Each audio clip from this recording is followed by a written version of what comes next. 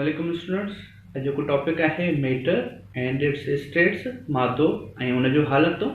त अॼु तव्हांखे आउं मादे जे बारे में ऐं उन जे टिनि हालतुनि जे बारे में ॿुधाईंदुसि त उहे कहिड़ियूं कहिड़ियूं थींदियूं आहिनि। सभिनी खां पहिरीं मादे जे बारे में तव्हांखे ॿुधायां त मादो उहे शयूं असांजे चौधारी उहे शयूं जेके वज़न रखनि थियूं ऐं जॻहि वालारीनि थियूं त उनखे मादो चइबो आहे। उहे मादे जो ठहियलु हूंदियूं आहिनि। हिन में का बि एतिरी डिफिकल्ट चीज़ न आहे। मतिलबु असांजे आसपास जेके बि शयूं आहिनि, पेन आहे, फ्लैग आहे, कॉपी आहे, बुक आहे, फैन आहे, चेयर आहे, टॉवल आहे, या मोबाइल चार्जर आहे, बैग आहे, टेबल आहे, इहे सभई मादे जो ठहियल आहिनि। छाजे करे जो हिन में वज़न बि आहे ऐं इहे जेको वज़न बि रखनि थियूं ऐं जॻहि बि वाला। हाणे आउं तव्हांखे मादे जी टिनि हालतुनि जे बारे में ॿुधाईंदुसि त उहे कहिड़ियूं कहिड़ियूं थींदियूं आहिनि। सभिनी खां पहिरीं सॉलिड यानी नहरो, लिक्विड यानी पाणियाठ ऐं गैस यानी गैस।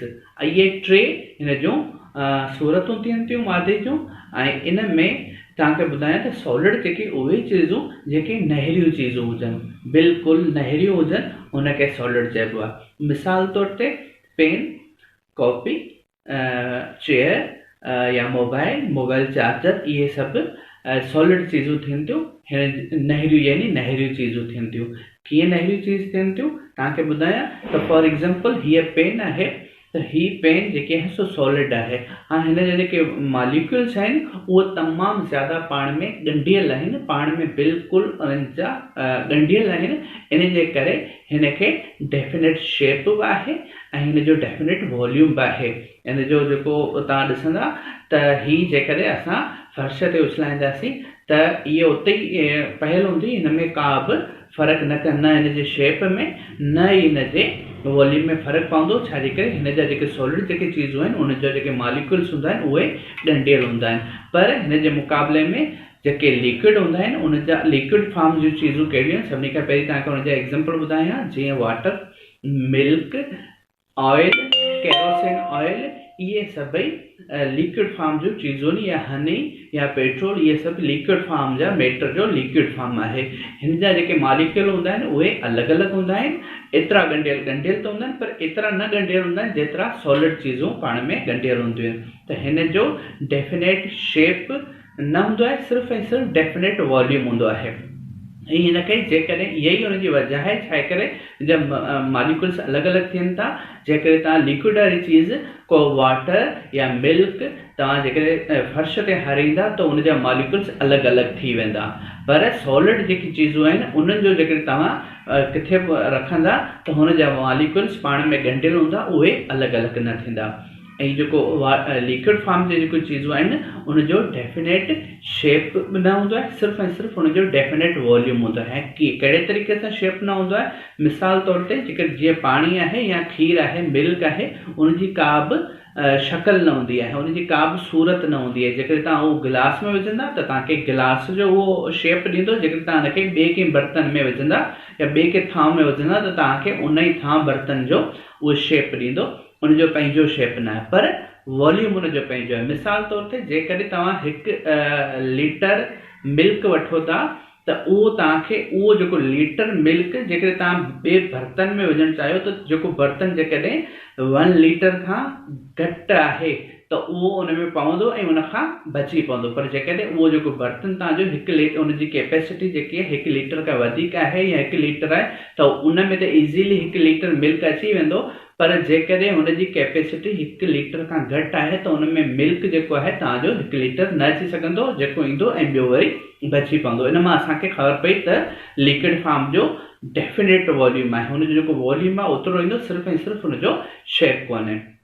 हाणे अचूं था गैस जे बारे में। त गैस जेके चीज़ूं, जीअं मिसाल तौर ते ऑक्सीजन गैस जेके असांखे साह खणण जे लाइ कमु अचे थी, या कार्बन डाइऑक्साइड गैस जेकी ॿूटनि खे कमु अचे थी फोटोसिंथेसिस अमल करण जे लाइ, या नाइट्रोजन गैस जेकी ॿूटनि खे बि कमु अचे थी पंहिंजा ज़रख़ेज़ी वधाइण जे लाइ नाइट्रेट्स वग़ैरह जी ॿूटा कंदा आहिनि। ज़मीन जेकी लैंड हूंदी आहे उहो बैक्टीरिया हिकिड़ो हूंदो आहे जेको नाइट्राइट्स ऐं नाइट्रेट्स ठाहींदा आहिनि हुनजी ज़मीन जी ज़रख़ेज़ी वधाइण जे लाइ, त उहो नाइट्रोजन मां ठाहींदा आहिनि, नाइट्रोजन जो मुरकब हुन मां ठाहींदा आहिनि। त हीअ जेकी नाइट्रोजन गैस आहे इहे जेके तव्हां गैस ॾिठी, या इन खां अलावा जेके तव्हां गैस पंहिंजे घरनि में यूज़ करियो था, त उन इहे सभु जेकी चीज़ूं आहिनि उहो गैस फार्म जो आहिनि।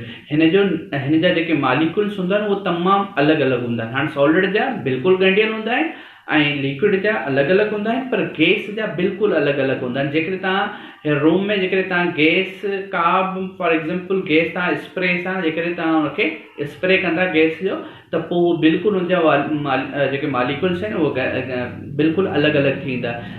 हाणे आउं तव्हांखे कुझु प्रोसेस ॿुधाईंदुसि, मतिलबु हिकु उहे प्रोसेस जंहिंमें जेके मादो आहे उन जूं हालतूं तब्दील थियनि थियूं। मतिलबु सॉलिड चीज़ जेकॾहिं लिक्विड में चेंज थी वञे, नहरी चीज़ पाणियाठ में वञे, या पाणियाठ वारी चीज़ गैस में वञे, उनजा जेके प्रोसेस हलंदा आहिनि उन प्रोसेस खे छा चइबो आहे उहे तव्हांखे ॿुधाईंदुसि। तमामु इम्पोर्टेंट आहिनि तव्हांजे लाइ, तव्हां हिनखे यादि रखिजो। त हिकिड़ो आहे फॉर एग्ज़ाम्पल पाणियाठ आहे। पाणियाठ जॾहिं गैस, हाणे पाणी आहे जॾहिं बाफ़ जी सूरत में, गैस जी सूरत में जॾहिं वञे थो, त जॾहिं लिक्विड चेंज थिए थो गैस में, त उनखे एवापोरेशन चइबो आहे। जॾहिं त जेकॾहिं गैस आहे उहो जेकॾहिं लिक्विड फॉर्म में तब्दील थी वञे त उनखे कंडेंसेशन चइबो आहे। इन खां अलावा सॉलिड मां डायरेक्टली जेकॾहिं गैस थी वञे उनखे सब्लिमेशन चइबो आहे। हाणे तव्हां ॾिसो पिया जेकॾहिं हिकिड़ी हूंदी आहे बाफ़, ठीकु आहे, उहो गैस फॉर्म में आहे। लिक्विड पाणी जेको आहे सो लिक्विड फॉर्म में, ऐं आइस बर्फ़ जेकी आहे उहा थींदी आहे सॉलिड चीज़ में। हाणे तव्हां हिकु ॻाल्हि तव्हांखे जीअं मूं ॿुधायो पियो, त सॉलिड जेकी डायरेक्ट गैस थी वञे, सॉलिड लिक्विड में न वञे, डायरेक्ट गैस थी वञे, त उन प्रोसेस खे सब्लिमेशन चइबो आहे। पर जॾहिं सॉलिड चीज़ लिक्विड में चेंज थी वञे त उनखे मेल्टिंग चइबो आहे, यानी ॻरणु। हाणे तव्हांखे ख़बर आहे बर्फ़ जॾहिं ॻरंदी आहे त पोइ उहो लिक्विड में पाणी थी वेंदी आहे, त उन प्रोसेस खे छा चइबो, उन प्रोसेस खे चइबो आहे मेल्टिंग। इन खां अलावा जेकॾहिं लिक्विड चीज़ सॉलिड में वञे, जेकॾहिं पाणी लिक्विड फॉर्म में आहे, उहो जॾहिं ॼमे थो, बर्फ़ ॼमे थी, त उनखे फ्रीज़िंग चवंदा आहिनि। मूंखे उमेद आहे तव्हांखे सम्झ में अची वेंदो।